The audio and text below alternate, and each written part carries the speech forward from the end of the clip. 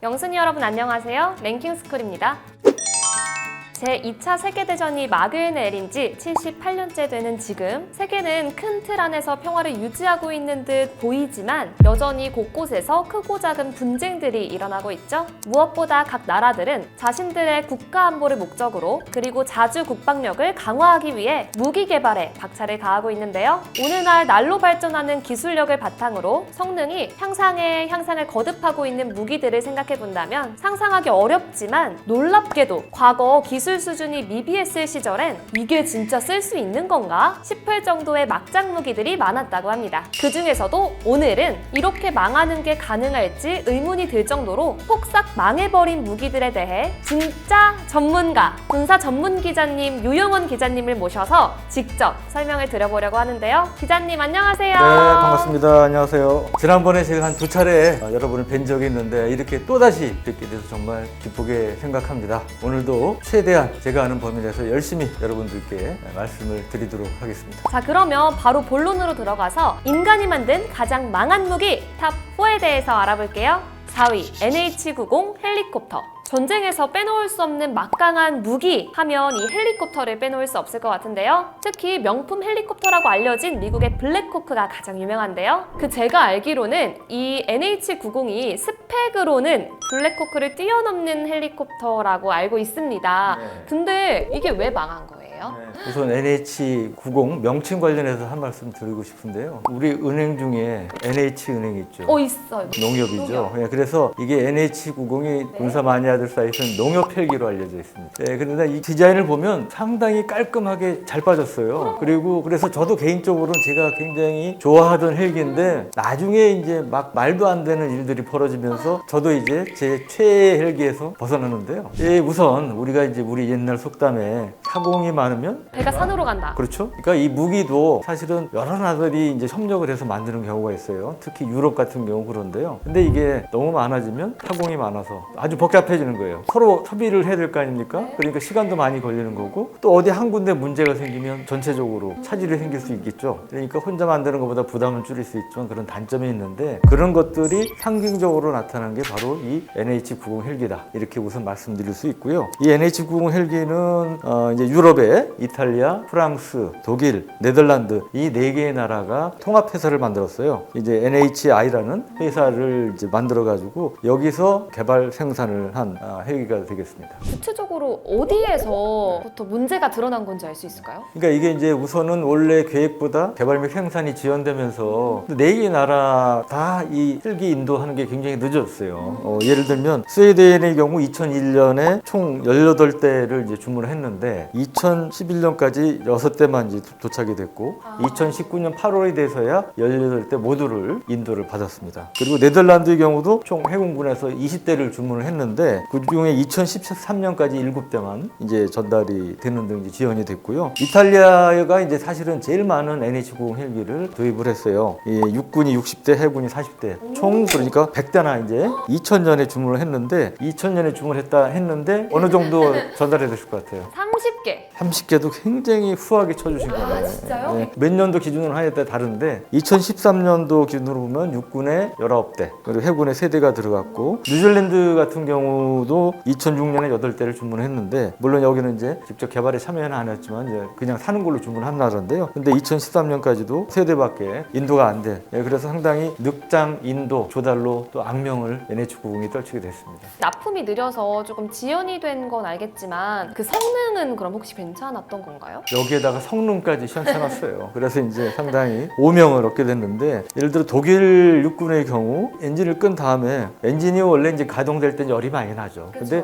시간이 지나면 이게 바로 식어야 되는데 한참 지난 다음에도 엄청나게 열이 나가지고 컴프레서 블레이드 날이 휠 정도로 이렇게 그냥 계속 뜨거운 이런 상태가 나타났다든지 그다음에 컴프레서 오일 쿨러 팬이 고장 나가지고 속을 썩이는 경우도 있다든지 뭐 그런 것도 있었고요. 네덜란드의 경우는 그 해군용으로 이제 도입해서 해상에서 운용을 해보니까 바다가 이제 해양 그 염분이 생각보다 높아서 튼튼하게 만든 무기도 부식되는 경우가 있는데 거기에 대한 이제 방지 대책을 다 세워요. 이제 방염 대책을 세우는데 이거는 일정 수준을 넘어설 정도로 아주 부식이 심해서 또 속을 썩이기도 했다고 그럽니다. 사실 멀쩡히 운용이 됐을까? 약간 의심이 될 정도인데요. 실제 안전상에서의 문제는 없었겠죠? 거겠죠? 물론 성능에 문제가 있으니까 안전상 문제도 거기에 덩달아서 이제 생겼는데요. 독일군도 이제 NH9 도입했다고 그러지 않았습니까? 근데 이거는 비행 중에 아예 엔진이 폭발해서 추락하는 이런 이제 사고가 났죠. 근데 엔진은 어떤 무기든지 가장 중요한 구성품 아니겠습니까? 근데 이제 엔진에 폭발했다는 것은 상당히 치명적인 문제라고 볼 수 있고, 그래서 이런 이제 안전상의 문제도 또 제기가 됐었어요. 그러면 이쯤에서 궁금해지는 게 어느 정도의 가격대인지 좀 금액이 좀 궁금해요. 가격까지 비쌌다. 얼마였냐? 대당 한 650억 원에서 750억 원인데요. 근데 이제 군용 헬리콥터 가격을 보통 얼마나 하는지 그거를 비교해 보면 이게 이제 비싸다는 걸 아실 수 있는데, 세계적으로 가장 많이 쓰고 있는 수송용 헬리콥터가 이제 UH-60이라는 게 있습니다. 블랙호크라고 가장 흔한 헬기 중에 하나고 영화까지 나오고 그랬는데, 이게 이제 보통 한 200억에 300억 원 정도 합니다. 이 가격 경쟁력도 떨어졌다. 그래서 저도 디자인도 속된 말로 쌈박하게 빠지고,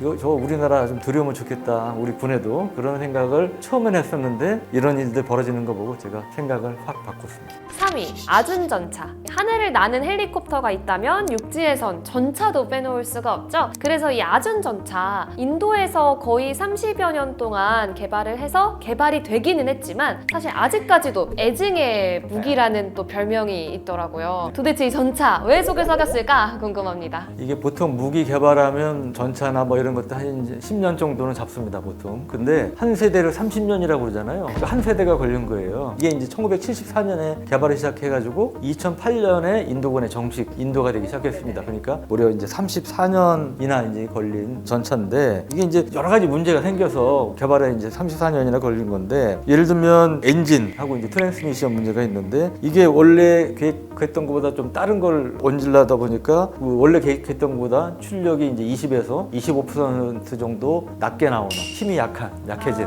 이제 그런 이제 문제가 좀 있었다고 하고요. 그리고 우리가 자동차 살 때도 뭐 많이 따지죠? 운영 관련해서 연비 많이 따지잖아요. 이 무기도 마찬가지예요. 이거 계속 30년 운영해야 되니까 쉽게 얘기하면 연비도 중요한데, 아준전차가 기본적으로 연료 탱크 가지고 갈 수 있는 거리가 한 200에서 250km 정도였다고 그래요. 근데 보통 이제 미국의 이제 M1 전차가 이제 유명한데요. M1 에이버런스 전차 같은 경우는 이제 350km 정도 가니까 이보다 좀 길게 가는데, 근데 이 M1 전차도 연비가 안 좋기로 유명한 전차예요. 근데 그거보다도 더 안 좋은 거야. 네. 그러니까 굉장히 그런 면에서 비효율적인 면이 있고, 또 하나는 최대 출력을 하면 이 냉각 장치가 이제 손상이 된다든지, 그다음에 기본 출력으로 이 주행을 해도 이 냉각 장치 수명이 대폭 줄어드는 이제 그런 문제가 있었고요. 그리고 이 무기도 너무 무거우면 안 돼요. 예를 들어 다리도 건너가야 되는데 다리 무너지면 안 되잖아요. 예, 그러니까 이제 그런 면에서 중요한데, 30년 동안 하다 보니까 이거저거 추가되고, 그러다 보니까 무게도 원래 계획했던 것보다 10톤이 늘어났어요. 그래가지고 이 서스펜션, 이 현가 장치라고 그러죠. 이 충격을 줄여주는 이런 것도 이제 상당히 부담이 되는 이제 그런 상황이 됐고, 또 하나 무기에서 또 중요한 게 뭐겠어요? 전차는 포를 쏴서 정확히 맞춰야 되죠. 네. 명중률이 중요한데 주포의 명중률도 굉장히 안 좋았답니다. 또 정말 코미디 같은 얘기는 비가 오면 물이 샜다는 거예요. 이 전차가 자동차도 물이 안 새는데 두꺼운 장갑으로 만든 이 전차가 물이 뭐 많이 새진 않았겠죠. 그래도 스며든다는 얘기인데, 이게 왜 중요하냐면, 전차는 이 화생방 공격이라고 그래가지고 화학무기라든지 이런 게 공격을 해도 완전히 밀폐돼서 승무원들을 보호할 수 있어야 돼요. 그래서 용접이 이제 중요한데, 이 용접 기술이 현찮은 거예요. 틈이 생기고, 그러다 보니까 이제 비도 새는 문제가 생기는데, 그러면 유사시에 적군이 화학무기를 터뜨리면 그 독가스 다 들어올 거 아닙니까? 그러니까 이게 무기로 제대로 역할하기 힘든 거죠. 그래서 상당히 치명적인 문제가 되는 거예요. 그래서 이제 그런 것들이 상당히 이제 여러 문제로 제기가 됐죠. 한국의 그 흑표전차라는 게 있잖아요. 그거랑 비교했을 때 얼마나 차이 나는 수준인지 딱 비교를 하면 뭔가 쉽게 와닿을 것 같아서. 그러니까 흑표전차는 이거보다 무게만 따지면 한 3톤 정도 가봐요. 55톤이고. 이 주포는 이제 120mm 같은데, 저기 전차를 비롯한 장갑을 관통할 수 있는 능력이라든지 정확도라든지 이런 게 훨씬 뛰어나고요. 흑표전차는 또 달리면서도 사격을 할 수가 있어요. 이 흑표전차가 폴란드에 1000대가 수출돼서 또 굉장히 유명해졌죠. 근데 이게 이제 올해 초에 폴란드에서 폴란드 대통령이 참관하는 가운데 폴란드 훈련장에서 사격을 했어요. 포탄을 쐈는데 한 2.3km 정도 떨어진 표적도 정확히 맞췄다고 그래요. 그래서 폴란드 대통령이 원더풀 했다고 그러는데, 이제 그런 명중률도 뛰어나다. 그래서 비교가 안 된다. 그렇게 말씀드릴 수가 있겠습니다. 좋네요. 2위 L85A1. 무기 개발 하면 이 총기들도 빼놓을 수 없겠죠. 근데 지금 이 L85라고 불리는 총기는 딱 겉모습만 이렇게 보면은 되게 그럴듯해 보이거든요. 네. 근데 이게 왜 망한 무기일까요? 그러니까 저도 사실은 디자인 괜찮다 이렇게 생각했던 너무 무기인데 예뻐요. 예. 근데 이런 표현 써도 될지 모르지만 검색해보면 나와요. 똥총. 워낙에 평이 안 좋아가지고 뭐 그런 건데 기본적으로 이게 평가가 어느 정도 하면 아무리 환경이 안 좋아도 이건 너무 심했다 이런 뭐 노르웨이에서 테스트한 다음에 이런 평가가 나온 적이 있고 뭐 인터넷상에 이런 얘기도 나왔다고 그래요. 이 소리가 들리세요? 전 들립니다. 바로 영국군 전역한 분들이 이 총을 보고 손발이 오그라드는 소리다. 그러니까 엄청 과장된 얘기죠. 하도 소리가 커서 인터넷 너머로 들릴 지경이다. 소총이 그만큼 신뢰성이 없다는 얘기죠. 이게 고장이 잘 난다. 우선 총은 많이 쏴야 되잖아요. 몇백 발에서 몇천 발. 고장이 안 나야 되는데 근데 이거는 30발마다 한 번 이상 이제 격발 불량이 생기는 문제가 있다는 거고요. 또 이 탄피 배출부가 이 고장이어가지고 왼손잡이가 얼굴에 이제 뜨거운 탄피 튀는 바로 얼마나 기겁을 하겠습니까? 부상을 입을 수도 있는 거고 그리고 뭐 행군 도중에 탄창이 그냥 소리 없이 사라져버리는 뭐 그런 경우도 있다든지. 그 탄피 배출구가 그럼 다른 총들은 고정이 이렇게 돼 있나요? 다른 총들은 이 탄피 배출구가 이제 융통성 있게 좀 움직일 수 있죠. 이제 그러다 보니까 이 상대적으로 이 L85A1이 이제 상당히 그게 단점으로 이제 부각이 되는 상황이 됐습니다. 좀 구체적인 또 피해 사례들이 또 보고된 게 있는지 궁금합니다. 이게 이제 우리가 걸프전이라고 아시죠? 1991년에 이라크하고 다국적군이 네. 이제 싸웠던 이라크의 쿠웨이트 침공에 대응해서 벌였던 전쟁인데 그때 이제 이게 실전에 투입이 됐어요. 근데 그때 이제 어떤 일이 있었냐면 거기 덥잖아요. 그 총 내부 금속이 지나치게 팽창하거나 뭐 이래가지고 제대로 이제 작동되지 않는 이런 문제가 있었고요. 행군 도중에 전투하러 가야 되는데 그냥 탄창이 그냥 사라져버린 거예요. 누르지도 않았는데 그때 어떤 일이 있었냐면 영국군이 포로를 이송을 하고 있었는데 그걸 끝내고 총을 점검하다 보니까 이게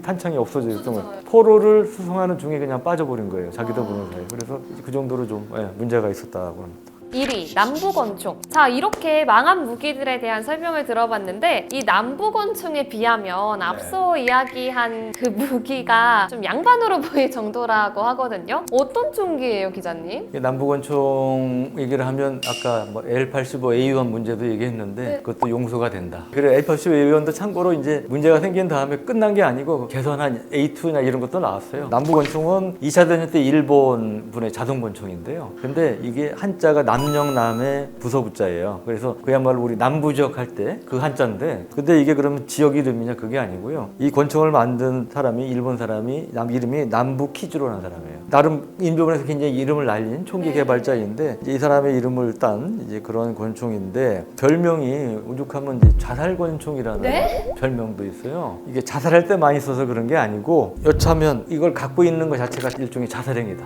이게 어느 정도냐면 떨어뜨렸을 때 어떤 충격에 의해서 이제 총이 쏴지는 격발이 되는 경우도 있고요. 이거는 뭐 그런 대로 떨어진 상태니까 낫죠. 어떤 경우는 이 권총집에 놓고 뛰어가는데 그때 그게 격발이 돼가지고 이 사람 허벅지에 권총탄이 들어가서 부상을 입는 그런 경우도 있죠. 그러니까 이 자살권총이라는 말이 과장이 아닌 뭐 이런 상황이 이제 벌어져서 그 정도 상당히 이제 신뢰성에 이제 문제가 있었던 그런 권총입니다. 그럼 대체 이러한 문제점이 나온 건 어떠한 설계상의 결함이 있었던 걸까요? 말씀하셨다시피 이거는 이제 기본적으로 설계상 문제가 있었기 때문에 이런 어이없는 일들이 벌어진 건데 원래 이제 그 우리가 공이라고 불리는 이제 스트라이커가 전진하지 못하도록 트리거 바가 이제 붙잡는 구조인데 문제는 이 트리거 바가 흔들리는 것을 막아야 되는데 이걸 방지할 장치가 없어요. 그러다 보니까 격발이 이제 종종 발생하는 이제 그런 문제. 그러니까 흔들리면 스트라이커가 자기 멋대로 움직이면서 격발이 되는 이런 문제가